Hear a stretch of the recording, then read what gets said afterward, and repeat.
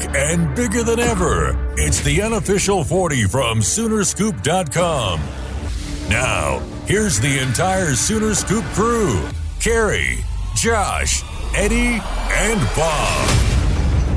All right, welcome back. It is another edition of the unofficial 40 podcast. I was getting confused there. Which podcast is this? It's the unofficial 40.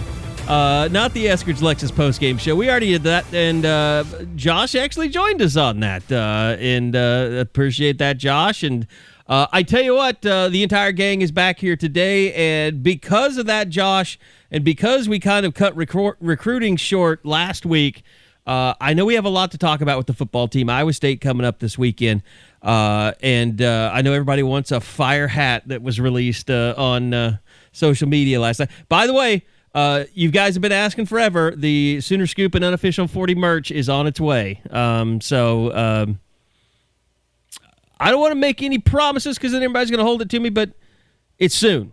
It's going to be coming soon. So keep an eye out for that. Welcome in, everybody. Josh, I know you, Bob doesn't always get as much time as he wants with you at the end of pods because he's got to break off and get to Zooms, which we've got going on. Lots of stuff going on. I mean, playoff action coming up, getting you guys all the passes and stuff, been dealing with that. So Josh is going to be coming to town to see some playoff action and see some guys that you haven't even had a chance to see in person yet, right? Yeah, finally get to see Jaden Rowe. I mean, when Eddie and I went up there in the spring, he just happened to be out. It was just kind of that deal. Eddie and I both kind of, you start to watch a guy, you're like, well, what's wrong with him? Couldn't tell what it was. I think it was a shoulder at that point, if I remember correctly.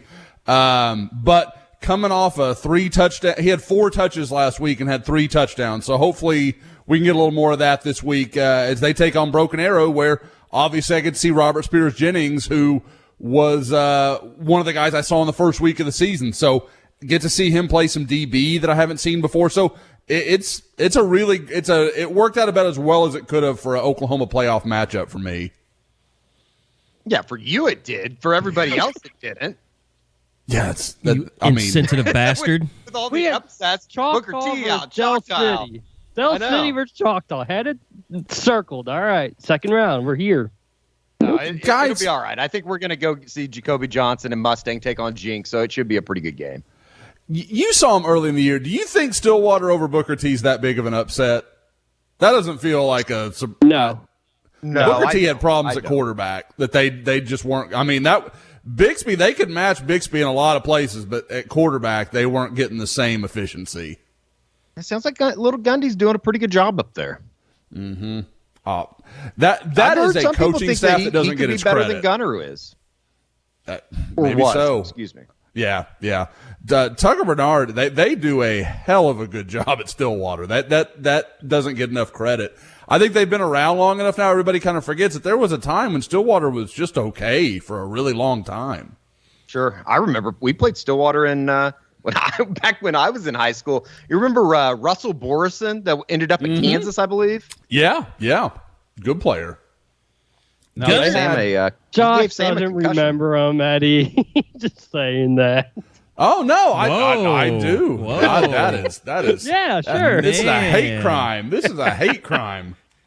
Called the old man out, I believe is what that's called. That'll be nice when Gunnar Gundy finally takes over for the 2-time defending Big 12 champion Oklahoma State Cowboys. Oh, wow. There we go. And it's going to be even awkward because who's he going to be playing against? Lincoln Riley would be in his 5th year at LSU. Well, it'd be like 3rd. Yeah, and the podcast is officially off. Yeah. Oh, God, we'll get to that. Now my phone is blowing up. What did you do? Somebody heard you. It was nice of our guy up in the skies to let us know that he was bringing. He has renamed his Shih Tzu Lincoln Riley so he can say that Lincoln Riley is flying back and forth from Baton Rouge. I love Sassy. Sassy had an accident during the game, the Baylor game. She was so unhappy. I don't know if you saw that or not.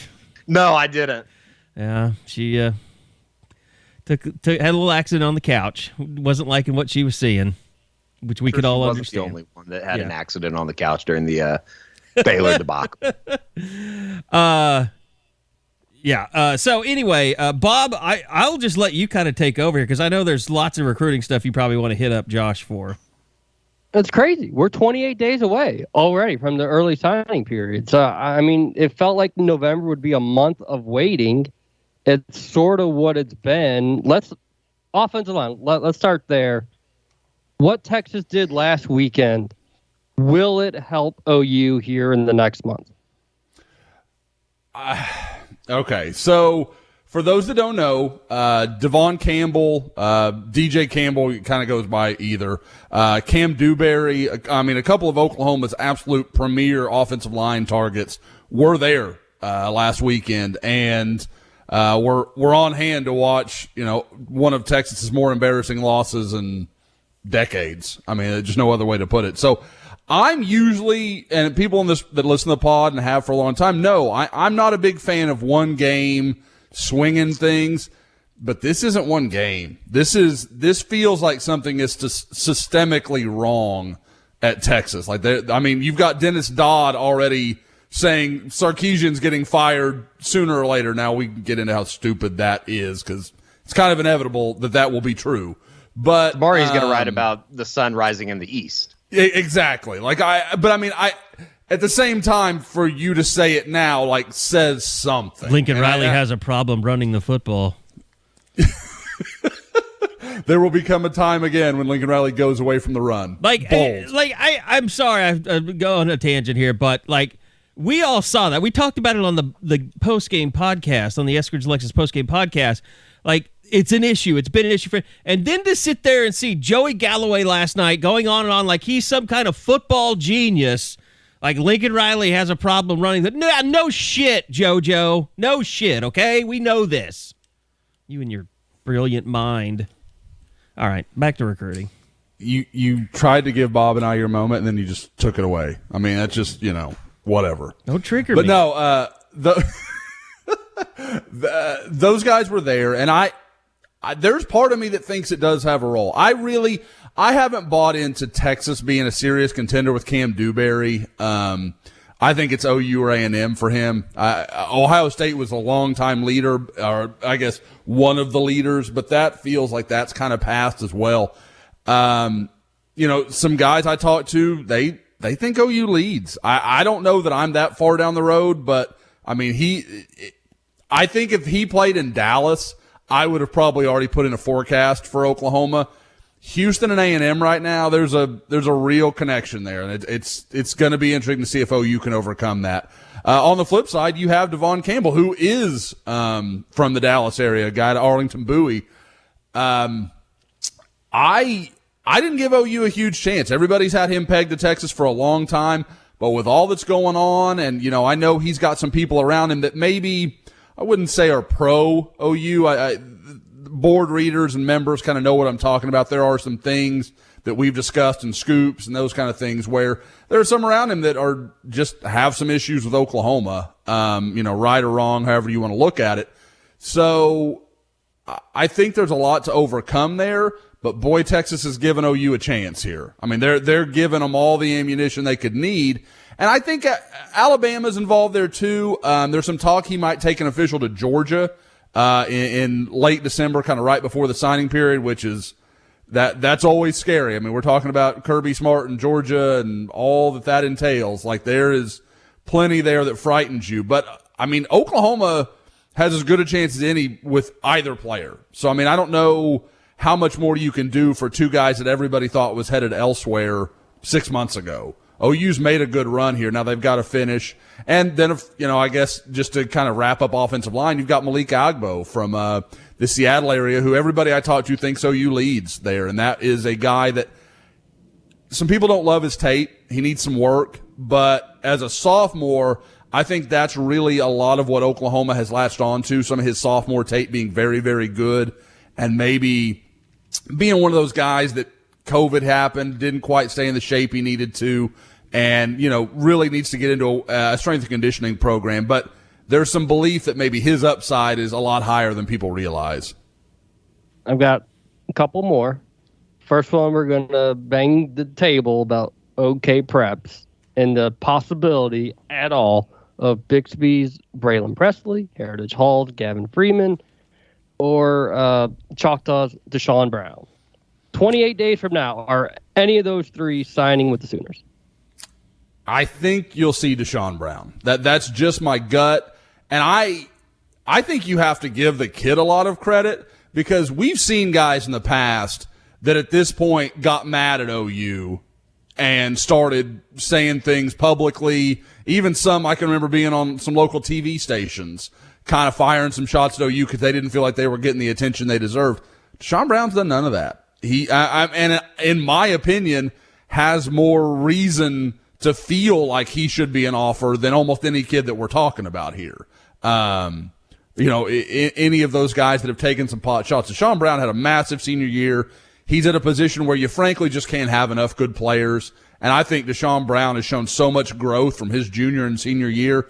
I kind of can't help but wonder where he goes from here. I mean, I feel like he still has so much room to improve, because people don't realize spring of his junior year, I guess going into his junior season, was the first time I ever saw him. He was a linebacker for Choctaw. Like, he was going to play inside linebacker for them, and they kind of thought, oh yeah, he's promising. We kind of like him.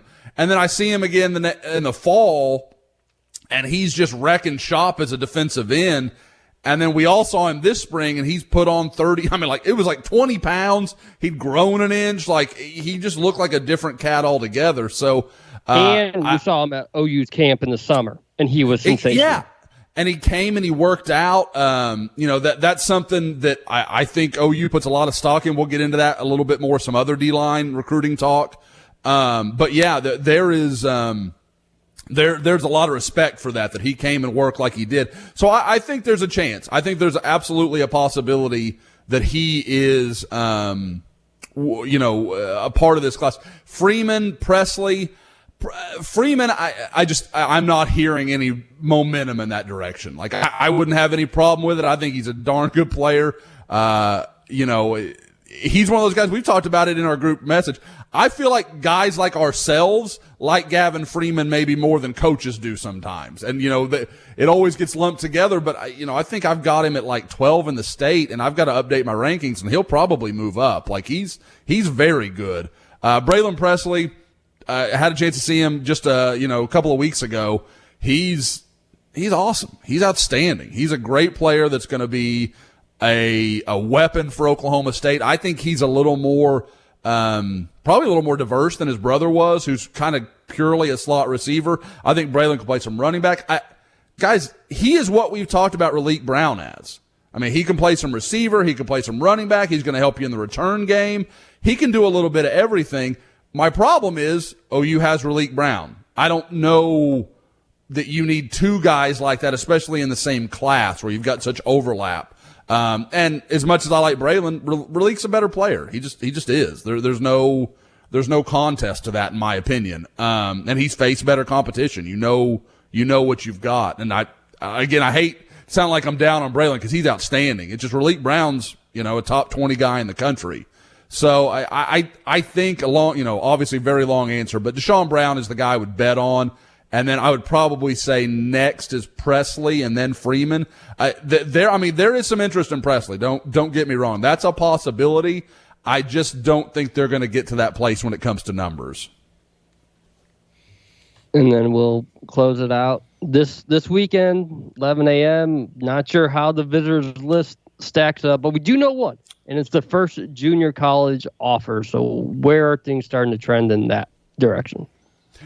Yeah, I kind of touched on it earlier with the D-line recruiting. I know a lot of people said, that must mean bad things for Hero Kanu, the big Southern California defensive lineman, the guy that's actually a German national.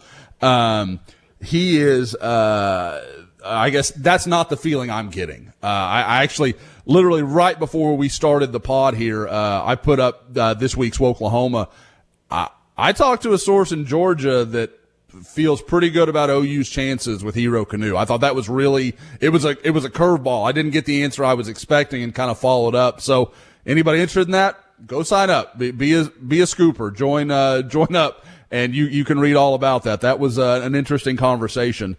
But yeah, I think it has more to do with we've known, guys, for a while that OU was throwing around the idea of if they can get Hero Kanu, they would also take Chris McClellan. I don't think that's ever been set in stone, but it's an idea they were messing around with because, like I said earlier, you just can't have enough big, long, athletic defensive linemen. I wonder if Jeffrey Imba is a reaction to some of the cooling on Chris McClellan. And I still don't think the McClellan story is completely dead, but I think this is a sign that maybe Oklahoma's exploring other options. So with Jeffrey, I've talked to him some. He's, very outgoing guy. Guy that came over to the States his senior year of high school, actually started at St. Francis with Derek Moore in the DMV area. So, he kind of had some connection there, and, he's picked up a ton of offers, been very actively recruited. Another Independence guy, for those that remember the Last Chance U series. So this is a guy that, Oklahoma likes. He's a 4-for-3 guy, so they got a lot of time to work with him. He's not a, kind of rental guy, kind of like Perrion. He's more like Isaiah Coe than Perrion Winfrey, where they really have some time to let him adapt, get into the program, and kind of, feel his way through things. So I think this is a guy. I don't know if right now he is a automatic take, but just looking at the way I expect things to play out, if he wants to go to Oklahoma, which we'll have to see, but he's coming in this weekend unofficially, I'm going to bet OU brings him back in for an official. You've got to think OU's in a good spot if that all plays out. If he wants to go to Oklahoma, I bet you OU finds a spot for him. Is there any reason for concern there?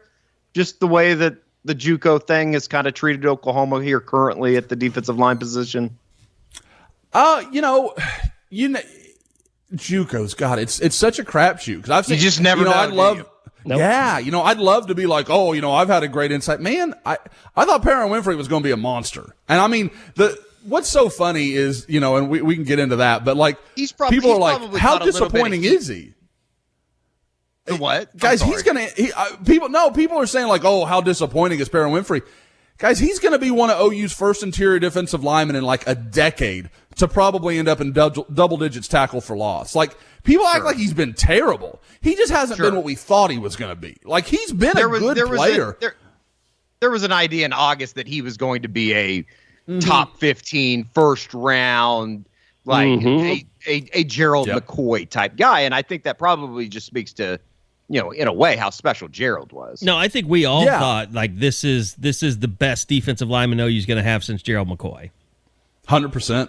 I thought it was him. I completely agree. And it is, like I in the board chat, it came up and I go, guys, I think we were all expecting All-American, and he's more like, is he a first or second team all-conference guy? Like, he's a good player. There's everybody in the league would love to have Perrion Winfrey. He's just not what everybody thought he was going to be. Well, he's also in a league with guys like Stills, who's just fantastic. I mean, the two dudes from West Virginia are monsters. The guy from Kansas State that's leading the league, but he's more of a defensive end, but just defensive line. There are other guys that stand out. I mean, Nick Benito gets a lot more attention than him, and Isaiah Thomas. I mean, our guy. Isaiah's had a great year. So, but it's also, I mean, I don't know. We're getting into football, I know, but that's a very frustrating thing that we haven't really talked a whole lot about. Is like, I wonder how much time they've spent really trying to give guys a chance, because like we've seen flashes of Isaiah Coe, we've seen flashes of Corey Roberson. We've seen flashes from Jordan Kelly, but like, they never let those guys play anymore. I mean, even Josh Ellison, like, where'd he go? LaRon Stokes, like what happened there? Like, just no one stepped up and made any plays, or, they just decided to move Isaiah back in the middle because he was better than everybody else at the middle, but he's still, like, you should have, I think they have better players than that there. Yeah. I don't disagree. That's the one thing on defense and like, I'm not trying to trash Tibbs or anything, but it's just like you rotate and then everybody gets upset early in the season about rotating, and it's like you stop rotating. Yeah, they had 21 guys play defense Saturday, 18 played more than 10 snaps. So that rotation has shrunk considerably. Surely not at safety, though, right? They're rotating there. No, they're not. I did look at the snap counts, and that's a trigger warning, Eddie. Fields that's a trigger and warning. DTY both had the most snaps. Well, Fields, Turner, Yell, and Broyles, didn't come off the field. Broyles was with them, yeah. Hey, one of those I got no problem with. Before we get into the shit show that is there anything from the recruiting side that we want to follow up on? Or are they all just waiting for Lincoln Riley to go to LSU? There are... Okay, we're going to tease something. I haven't even put part of this on the board yet. Oh, God. No, better get up there. You guys are going to talk basketball in a little bit. I got time to type. It's fine. We're going to be all right here. They'll have two official visitors this weekend. From what I've told, literally got this right as pod was starting. One is Javonte Barnes, the big-time Rivals 250 running back out of Las Vegas. Kind of a guy that everybody's been waiting to take this visit. I think it's big for Oklahoma, getting one of the last shots at him. I think this is pretty much on the plan that I had heard from the summer when you started to really hear positive vibes about him in Oklahoma. So I think things are going to plan to this point. And he has already officially visited Alabama, so, you guys can kind of unclench a little bit if, the people listening out there. The other, I'm not ready to put it out there yet. I'm just going to put it that way. It's big, it's interesting, and it's a name no one's mentioned with OU maybe ever. Like but it's a guy that has connections. It's a really interesting one. I will get it on the board shortly, but I do not want to drop it in the pod before. That's delicious. It's a name I have checked around about, kind of thinking, this might happen sooner or later, and it was clear there was interest, but I didn't know how far that went, and it's now gone this far. Like it would be a big land for OU if they could pull it off. Bear Alexander. Oh no, I don't think OU is going to be involved in a lot of races. That A&M and Georgia are the two finalists. Just read into that however you need to, but that's not going to happen very often. So, but yeah, so sign up for Soonerscoop.com. You can hear all about that. Yes, please do. While you're wearing your new hats of the soon-to-be future coming. Yes. And other assorted things. Yeah, what else do you want me to whore? I'm here, man. I'm ready. Dead Soxy? How your Dead socks? Soxy. How your socks? I'm wearing two pairs right now just because they're so comfortable. I double up. That's not necessary, Josh. I don't know how the silicone beads fit over each other like that. I don't even know if that's. I'm not telling you it's easy to get them on that way, but it is more comfortable. Okay, so by the way, there's a huge. This is the promo of all promos from Dead Soxies coming up this weekend. You guys remember the big promo from last year? The score sale was percentage off. So they're bringing back the score sale for this week's game with Iowa State. At the conclusion of Saturday's game, however many points the Sooners have scored, Dead Soxy will match that number as a percentage discount up to a max of 60% off. If the Sooners put 40 on the board against Iowa State, you'll get a promo code for 40% off. 50 points, no problem, 50% off. Do we think they'll do that against Iowa State? Probably not. They put up 40 against Iowa State. I think everybody's going to be dead because they're going to be in shock. Score sale will run from the conclusion. Hey, live read, Bob. Come on. Score sale will run from the conclusion of the game until midnight on Monday, November 22nd, so that you can load up on your favorite stocking stuffers and score this incredible, hopefully incredible offer. Visit deadsoxy.com. Use the promo code SCORESOONERS at checkout to receive the score sale percentage off all orders. And as always, stay Soxy. So we didn't think that they'd score a lot against OSU last year, and they did. Maybe the score sale from Dead Soxy is the tradition that OU needs for big games from here on out. We'll find out. They might have to go back-to-back weeks if they do put up 40 against Iowa State. Of putting up 40? Yeah. Well, I don't know how many points OU can score on OSU. How many points can OSU score on OU, though? 24? I mean, yeah. 35, 40? No. If they just run the ball down their throat, they'll wear them out eventually. Yes, if the offense cannot produce more than 3 and outs, you're right about that. It would get ugly late. Well, I thought, and Bob, I saw you retweeted this. I don't think OU can be physical enough with anybody. There you go. Remember, OU's not coming off a bye either of these 2 weeks. I mean, don't get negative. Is that not amazing? That's a crazy stat. It's crazy.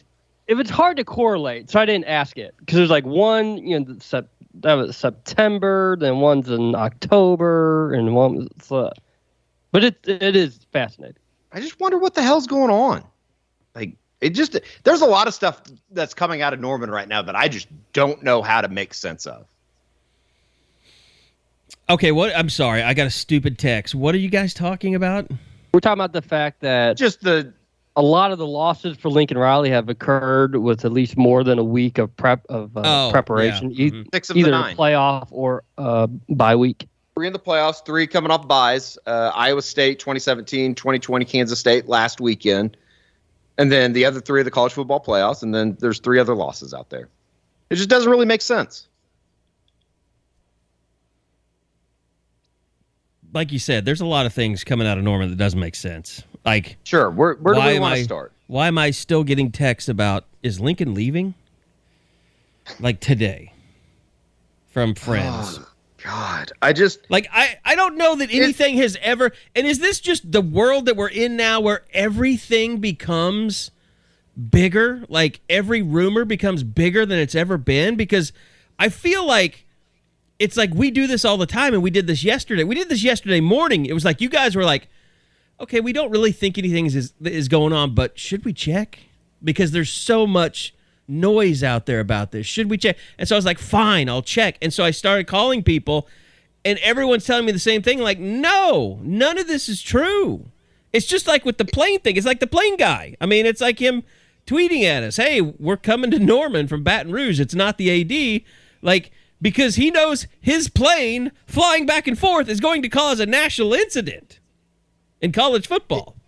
Is it fair to say that the only places that there is quote-unquote smoke about Lincoln Riley and LSU is within about a 40-mile radius of Baton Rouge? Yes.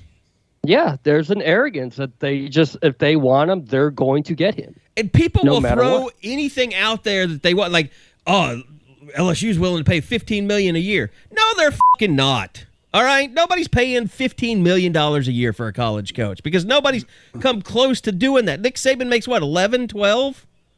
Yeah. They're going to go 25% over what Bama's willing to pay Nick Saban. That's a fucking joke. Stop it with that shit. And that's a school that has had money problems, like very real ones in the not-so-distant past. So I don't see them getting crazy with that kind of stuff. Like, here's the perfect text. Lincoln leaving? Me? No, that's all I said. What's going on then? People won't like stop Tom Luganville starting running their rumors. mouth, Yes. talking about shit they don't know about. Carey, forget that part of it. Forget if if you want to believe the LSU crap, fine, whatever. The part I can't get to, do you really think Oklahoma's going to let Lincoln Riley leave for pay? Yeah. I don't see that. I don't see a situation where Josie and company are not going to find the money to pay him whatever anybody else is going to pay him. If they come up with $15 million, cool, he's gone. Yeah. That's not happening. That's not realistic. The two people that have been most lockstep the entire way just all of a sudden now have a rift between them and they don't talk anymore. That's the way that you would have to speculate for this LSU thing to be a reality almost. Well, it's just like a perfect storm. You get the bye week, and Alex Grinch is interviewing at Tech, and then Riley's missing his Tuesday presser. And then so Tom Luganville is throwing shit out there. Dots. Yeah, Tom Luganville's throwing shit out there that's not true. Just because he wanted some attention? I don't know. Josh, you can speak on that if you want. It was funny how quickly he backstepped on all of that when he was actually pressed on it. Do you guys need the literature to the fan club, or I mean, how do you want me to send that to you?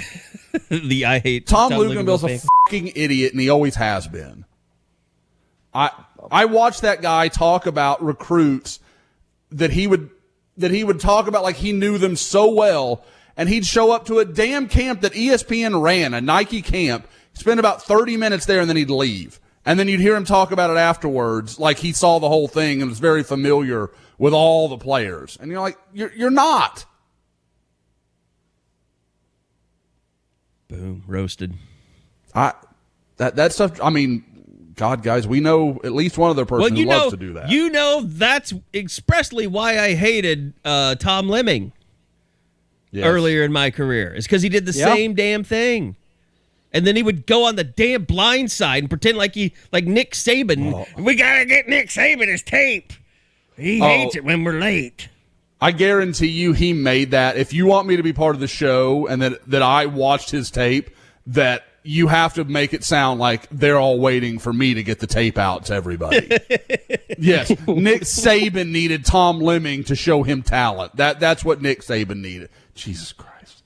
Like that, go get some more plastic surgery, Tom.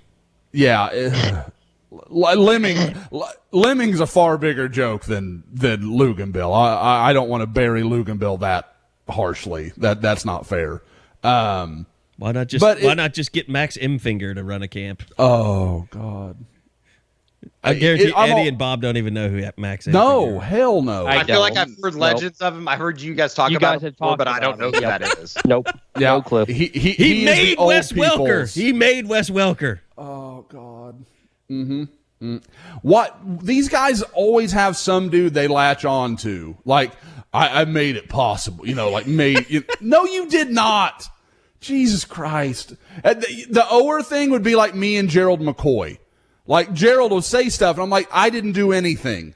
You were 6'6" and can fly around the field, dude. Like, I need to be, like, fired if I can't realize you're really talented. Like, stop. That just blows me away when people try to be like, I found him. You didn't find anything. Like, stop. Stop that shit. If you ever want to know how to trigger Josh at a party, this is exactly how you do it. Oh, God. Just wait till they have some whiskey in him, too. Wait till they have some whiskey and say, Josh, man, you're so good. You're almost as good as Max Imfinger was back in the day. Oh, my God. Which, by the way, I think he started a Christian-based recruiting service or something at some point. That rings a bell somewhere. Yeah, there was something with that. I can't remember what that story was. After USA Today woke up and let him and Danny Sheridan go. Wow, there's a name I haven't thought of in a long time. We're so old. Isn't that the guy that does like a power pole? He's still like Paul Feinbaum has him on all the time. Yeah. Okay, that's what I thought. Yeah. Yeah, in very small nooks and crannies of the Southeast, he's still important. He was like before gambling went mainstream, like he was like Mr. Vegas, Mr. Line, Mr. Yeah. Like there were tout guys all over the place back in the day. Like when you were a kid, Eddie, you probably remember the you could call in like the numbers, consensus right? 900 guy that would come on the Sports Animal all the time. Mm-hmm. God, what was his name? He's from Alabama. Somebody will tell us in the thread, the pod thread. No, but like that's what Danny Sheridan's claim to fame is like he was the tout guy, and he was terrible. So honestly, we've triggered Josh so much, I don't even know how we get back on track. Talk basketball. I'm ready.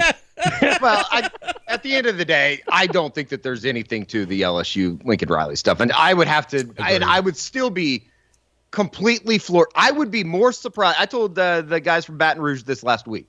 I would be more surprised if Lincoln Riley ended up in Baton Rouge than I was when I found out that Bob was retiring.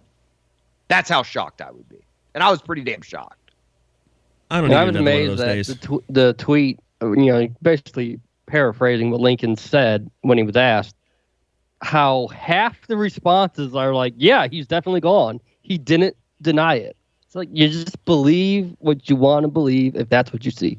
Well, there's a segment of those people, and then there's also a segment of the people that we can kind of lead into the Baylor stuff. It's like, good, get him out of here. His act has grown tired.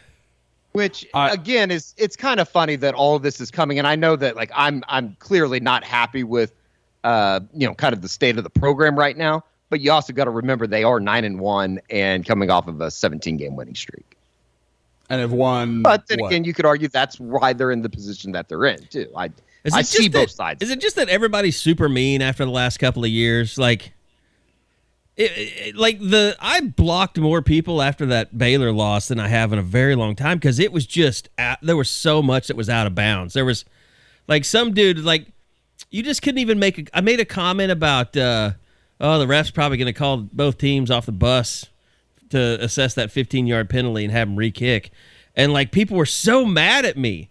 Like I missed that one. It wasn't a great joke. I mean, I admit that, but it was just like the vitriol. There was some guy that was like, well, you're 45 years old and you act like a teenager. You're an idiot.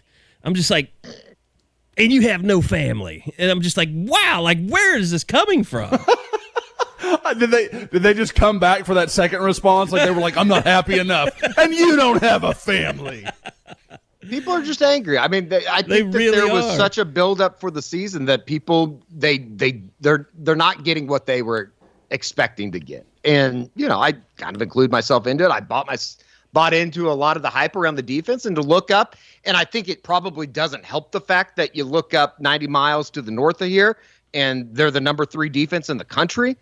I think it's kind of a sports jealousy thing. I completely get where some people are coming from, and I think it evokes some anger, and they want to be able to blame it on somebody. And Alex Grinch, Lincoln Riley are very, very easy targets. Do I think that those two are probably holding up their end of the bargain? I think that, that's probably another conversation that you could have. I think a lot of what we saw down in Waco probably falls at the feet of a Lincoln Riley. I think I think people were waiting for that because they just didn't like what they were seeing this year.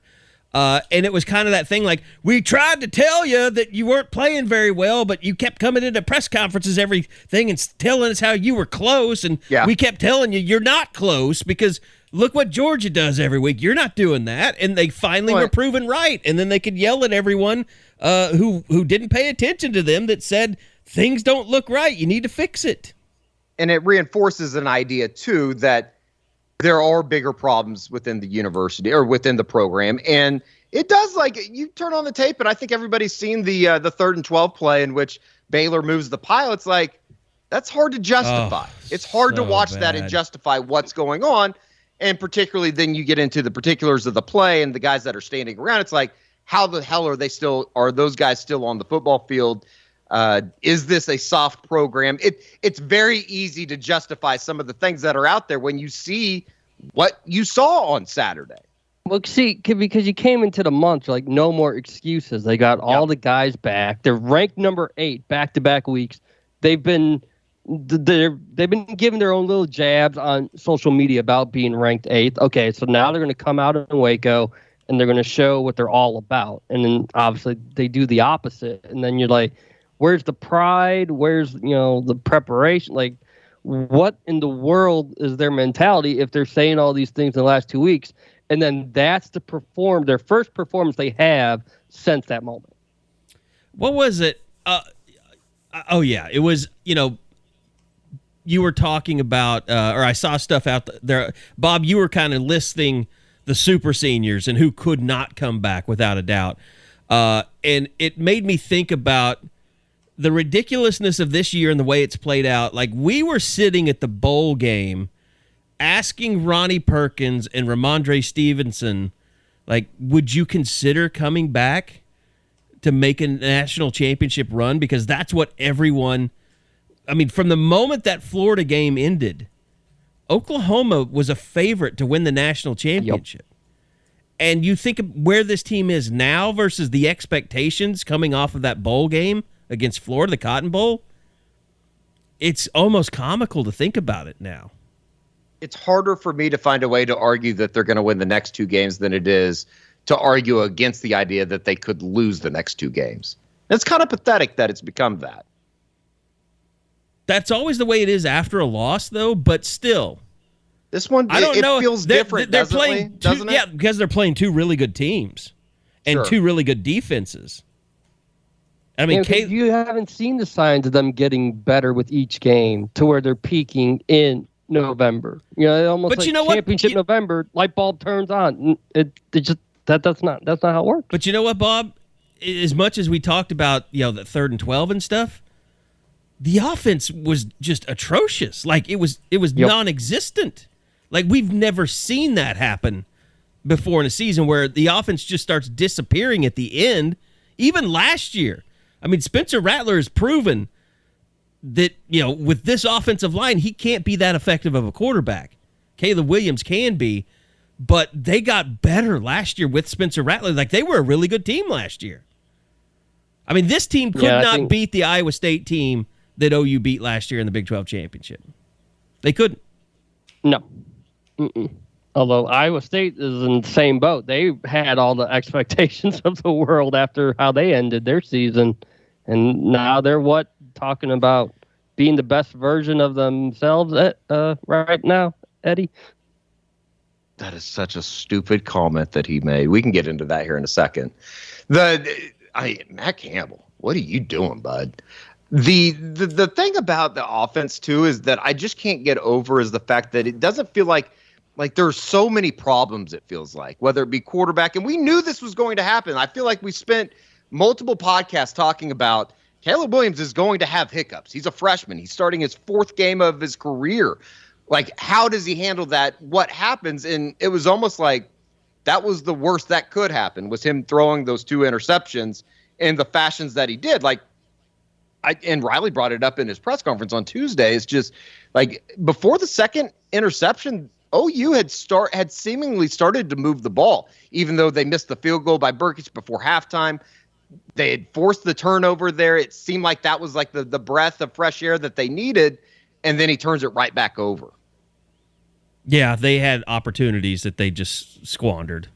It was just so weird. Like, I remember thinking, like, okay, they're starting to move the ball, like, and they were starting to run the ball. Like, as embarrassing as that initial series was, and how the offensive line just got shoved back in their faces, like they actually started to establish a line of scrimmage and started to run the ball, and then Lincoln just quit calling run plays. Well, until I told you guys during the postgame pod, it's like I'm walking down to the other end at the beginning of the 4th quarter, and Lincoln brings the whole entire team together, and it feels like it had that kind of that OU Texas feel, like, okay, they're going to get this together. They're going to find a way to get out of here with a win.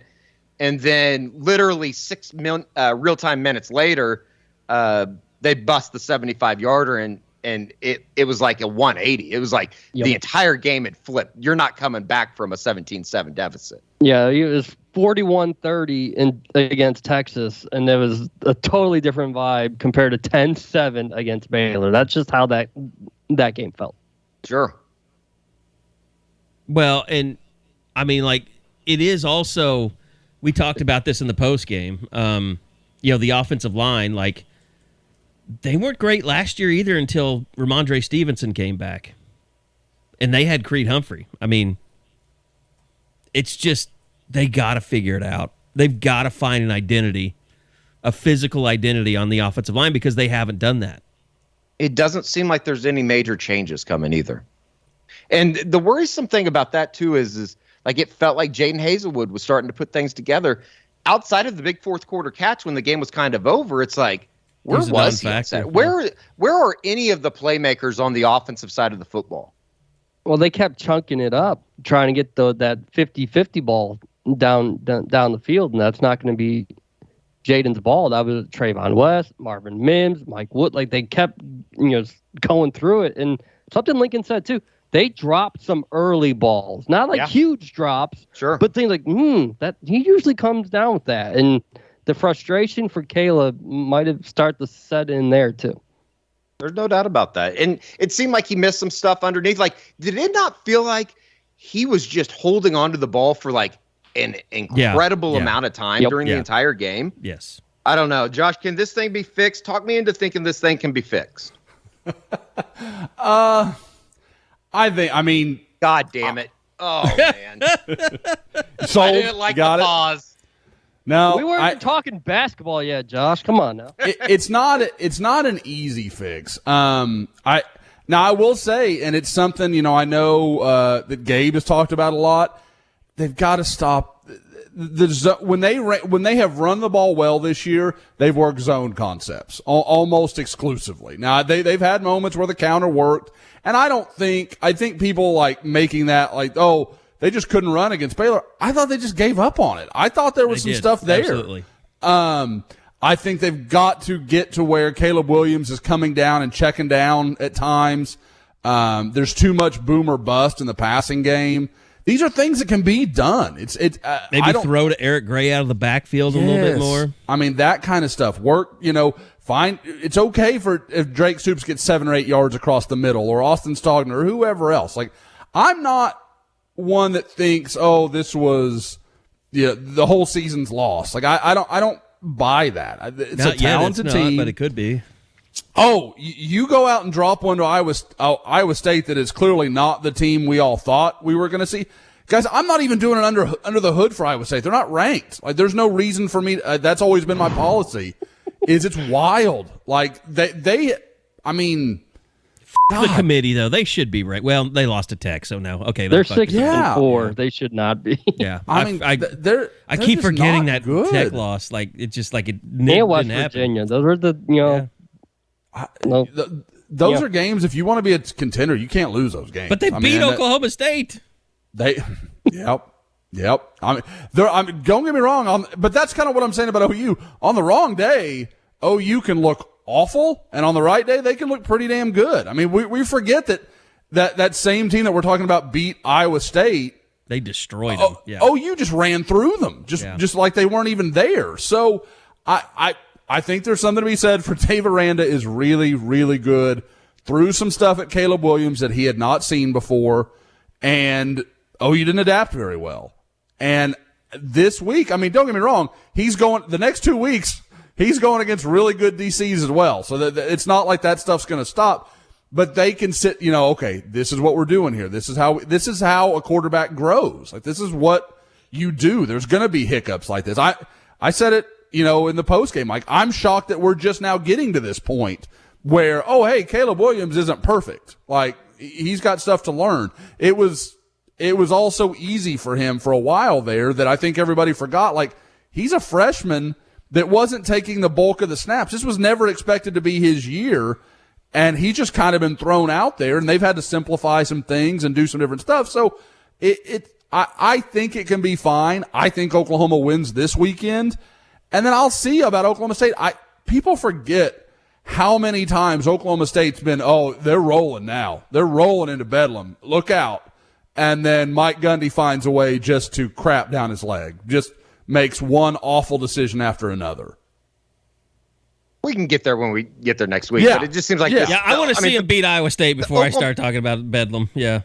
Sure, and I think from the other side of it too, it's like I guess in a certain way, Oklahoma State has to get through Tech, but it just feels like I thought Caden McFarland, the thing that he tweeted about the age of some of the Oklahoma State players, that's almost incredible. That's almost BYU. Yeah, they're very Mormonish as far as they are grown ass men. I mean, there's no doubt about that. So I do think that they're able to handle it a certain type of way. But I guess getting back to Caleb Williams, the scary thing is, like, Baylor was kind of supposed to be the precursor for what was to come in playing the two of the 5 top defenses in the country. Now, Iowa State's limping in after giving up 41 a week ago, but at the same time, it's almost kind of scary knowing what is to come and just kind of the unknown about what Oklahoma is offensively going into the 11th game of the year.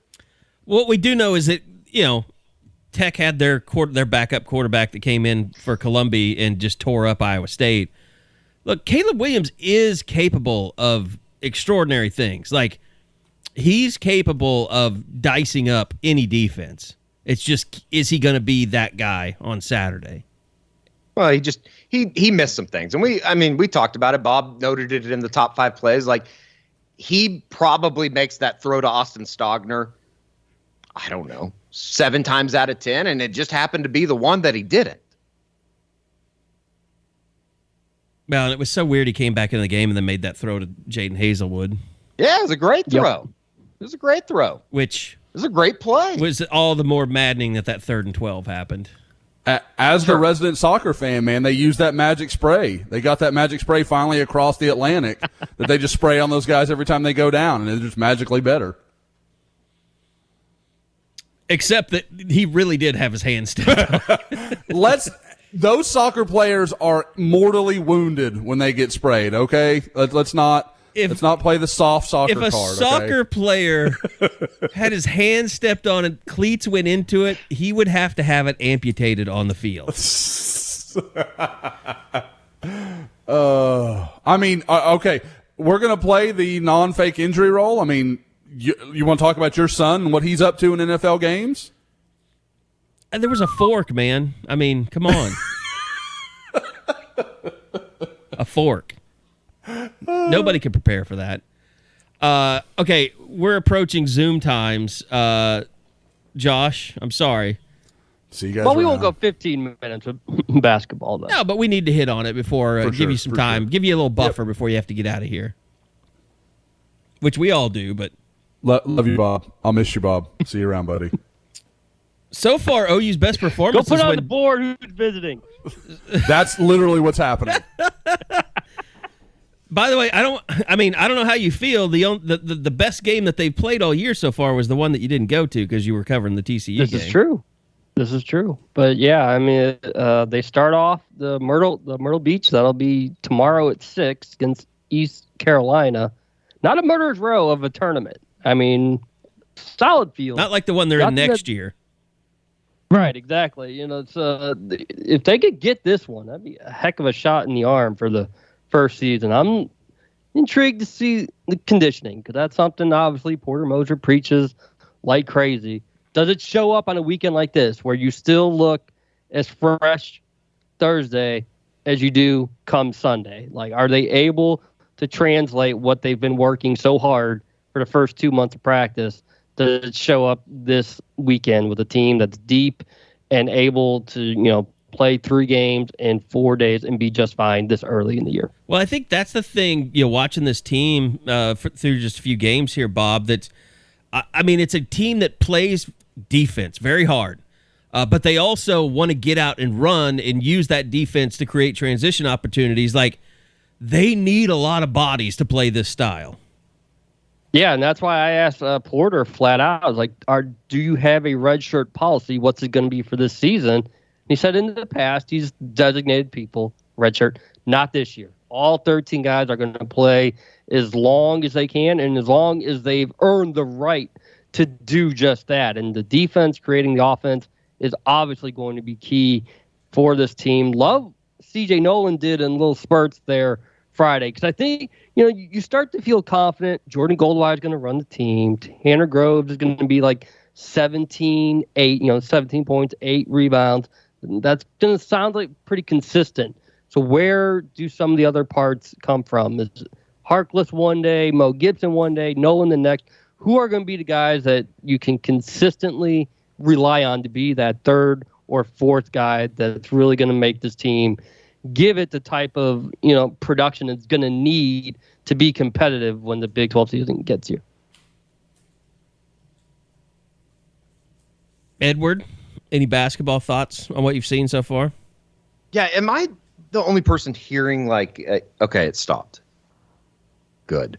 For the last 3 to 4 minutes, never mind. I was getting something in my headphones that I just did not know what was going on. You would think, though, that they could get to Sunday. I mean, I wouldn't think that OU should have trouble in their first 2 games here or in Myrtle Beach. I mean, it should, this is the portion of the season, and we kind of talked about it at the beginning of the season, that they need to rack up as many wins as possible.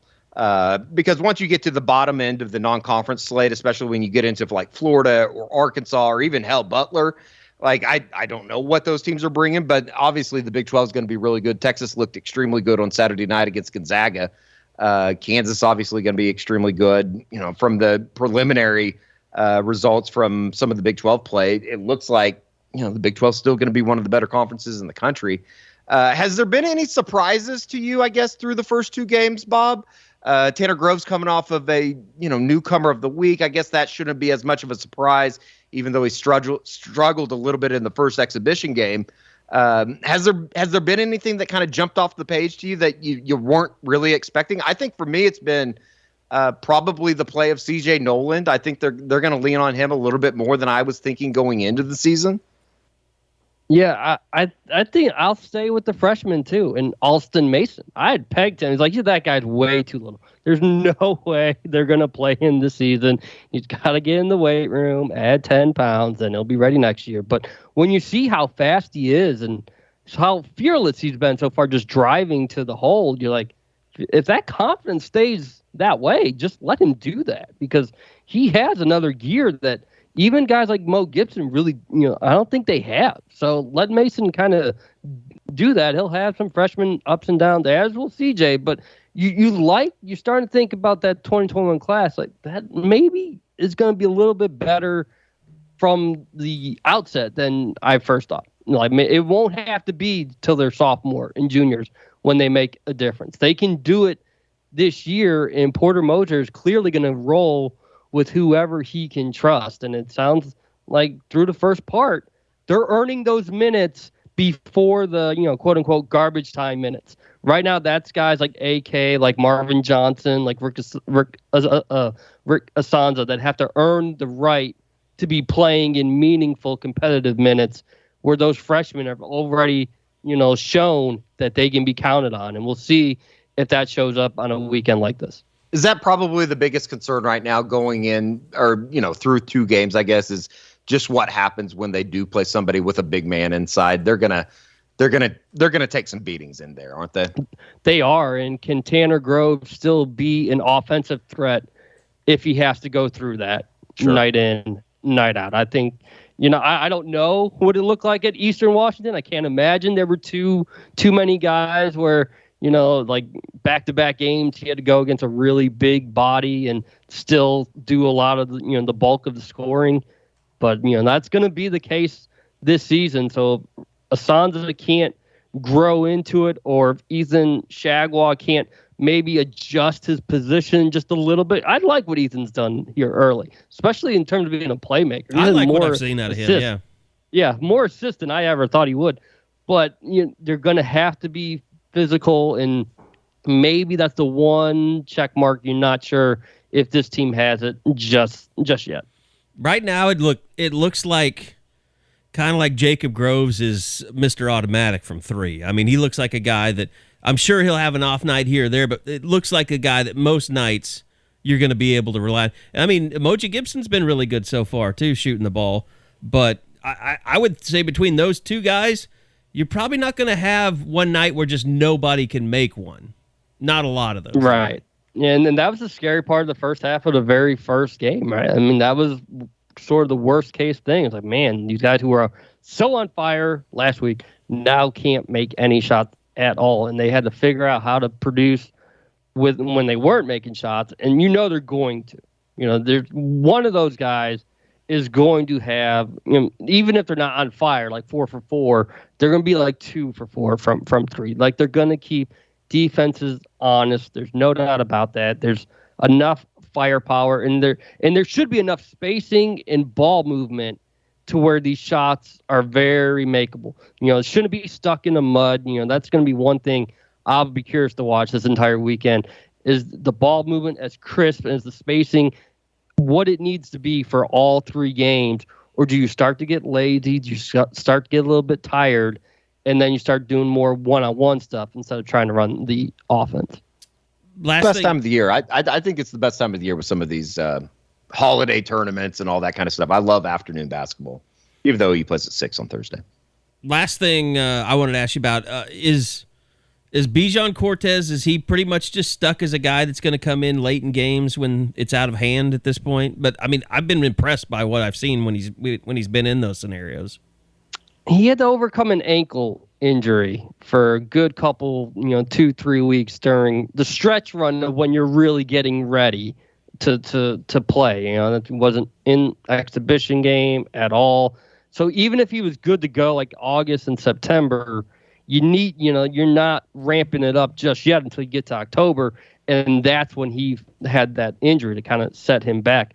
I loved what he did at Kingfisher. We know that we went through the all-state tournament run with him, and love his court vision and his confidence. I think between him and Mason, it feels like it's tough to fall back to true freshmen to be your backup point guards.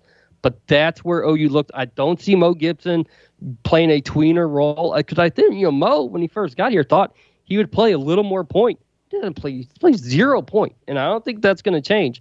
So it's going to be up to Bijan and Mason to sort of figure it out as to who's going to be that second primary guy if anything were to happen to Jordan Goldwire, or if there's a game where he's in foul trouble and someone has to try to pick up the slack. Anything from the Green Bean Casserole Committee that needs to get out there before I know we got another unofficial 40 before Thanksgiving is here, but I don't think so. I think that we're all kind of focused on just getting better every day and getting to the big day, and that's a week from tomorrow. So I did put it out there this morning. I think cranberry sauce is disgusting. Agreed. And I probably haven't had pie in about a decade. Now, are you anti-pie? This is where I come in. I'm not anti-pie. Not anti-pie at all. Okay. You don't go to a barbecue joint that's got good pie or anything? Like, I love a good pecan pie after. I just never really get. I don't get to the dessert line very often, which is maybe one of the weirdest quirks about me, because you would look at me and you would think I'd be a big pie guy. I'd be a big. What is your Mount Rushmore pie then? I don't even think I have a Mount Rushmore. Oh my because God. I don't think that I don't participate in the pie experience. I don't like many pies, but the ones I like, I really like. I'm the same way. I'd put the pecan on my Mount Rushmore, the pecan pie. 100%. Pecan's number one with a bullet for me. That's not even close. See, to me, I think that's fine. I'm fine with pumpkin pie being seasonal and having a piece every once in a while. Nope, pecan pie's gross. I'll die on that hill. Pumpkin pie, you mean? I'm sorry, yeah, pumpkin pie. Pumpkin pie is you the have texture, me very confused there. The flavor. Yeah, no. No, pecan pie, I will die on that hill. Now, that's the greatest pie. Where does banana cream / coconut cream land on the pie chart? Okay. Banana cream's okay. Coconut's okay too. I don't really like the texture of coconut all that much. Like, I like the flavor of it. I'm a big texture guy, and I don't like the texture of coconut all that much. So that's kind of a no. I'm kind of I like a cherry pie like that. I can get down with that. Interesting. But I don't love, like I said, I don't love most pies. Like it's not really my jam. Like a French chocolate pie. Does that do anything for you? Because that'd be on my Mount Rushmore. Nope, wouldn't do anything for. I don't know that I don't like it. I just don't think I've ever had it. Like a chocolate silk type pie. Yeah, that chocolate silk, French chocolate, whatever you want to call it. Yep. I'm down with key all lime. So rich. I'll wreck a key lime. I'm not a rich dessert guy. I think that's what it is. Okay. So what is, like, if you were going to have more any like dessert, what would you key eat? lime pie just be a cheesecake, really? Like a cookie or a cigarette? Oh. See, now there. I don't know that I've ever met the cookie that I'm like, nope, not interested. I'll eat almost any cookie put in front of me. I love cookies. Like a chocolate chip cookie, M&M cookie. I think the M&M cookie from City Bites is like, for me, that is a elite cookie. Tiff's Treats, I think, is the place down in Dallas that they have. And they actually have here one in Oklahoma City right over here by the COVID compound. That's unbelievable. What's the other? The McAllister's chocolate chip cookie is up cookies there. Is really good. I go with the McAllister's chocolate chip cookie. Also, have you had they have the Snickerdoodles, the little mini ones that have frosting in the middle of them? I haven't had them, but we've had this conversation before. I think McAllister's cookie is the most consistent, what I would call fast food cookie you can get. Yeah, because it's never really hard. Like, it's always a little chewy. It's hard, but it's a chewy cookie. Yeah. Hard is a deal breaker for me. You wouldn't think that it's going to be very good, like when you grab a hold of it, but then when you take a bite, it's amazing. Yeah.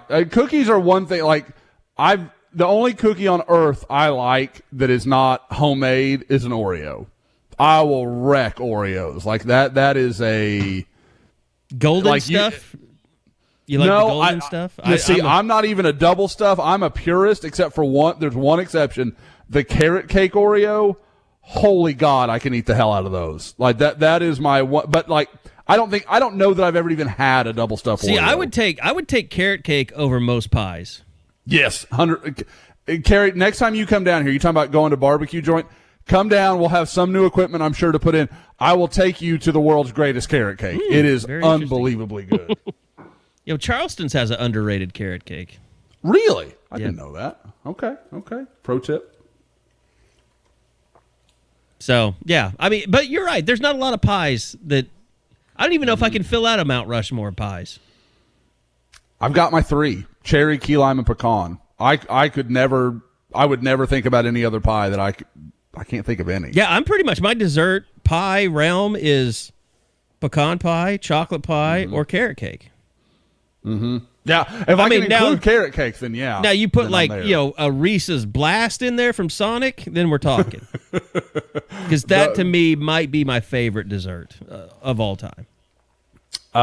So the final fallout from me going to the doctor and having that stuff in my legs, I had to go and do all the heart checks and stuff. I had my final checkup yesterday. I'm fat. So I have to stop being fat. So that's what's happening here.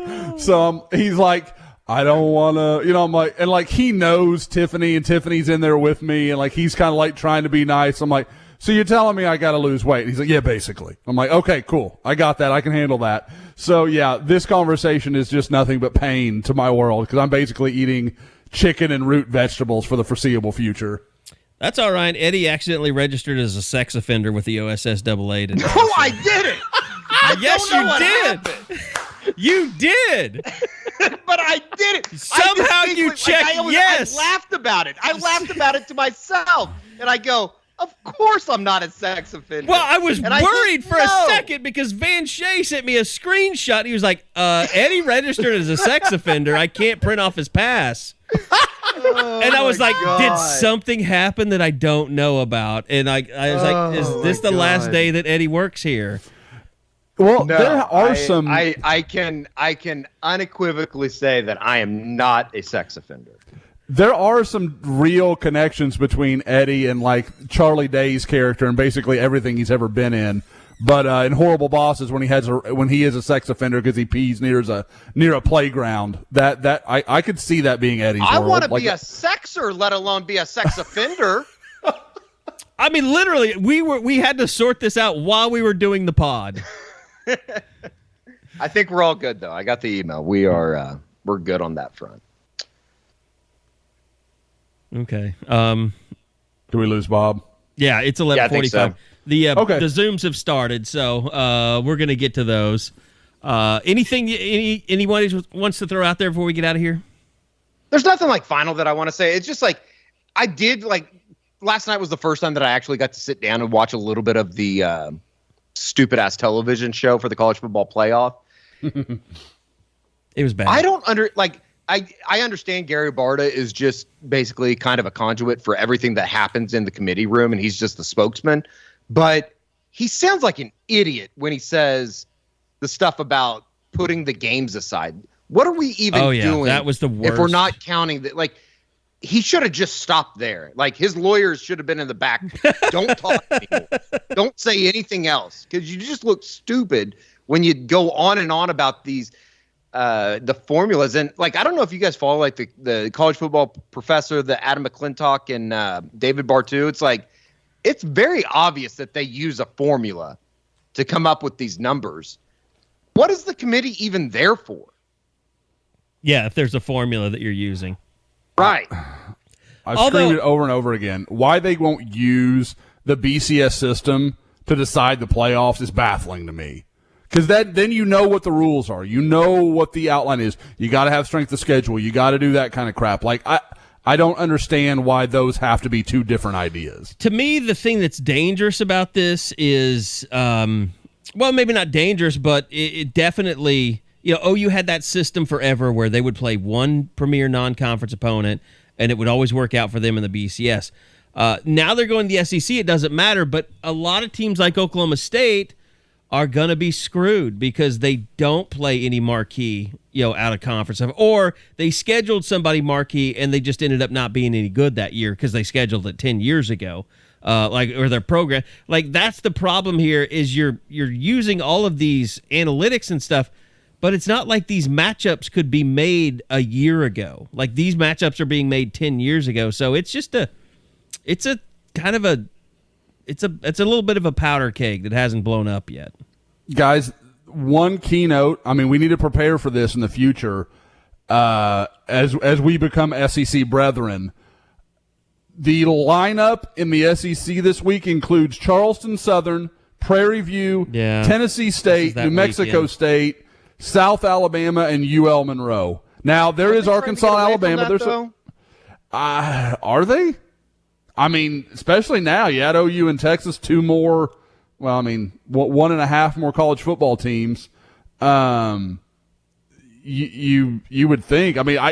I like what they do. I think it makes all the sense in the world. It does, it gives them a breather instead. Like, why do you need those 3 games in the preseason? Like, man, do what OU's done. Schedule one kind of just whoever, then have one decent opponent, then go play your schedule, and then have, I would say normal. I guess this year it would have been not Coastal Carolina, Western Carolina. So you have that in November instead of, September. Like, I think it's good for your team.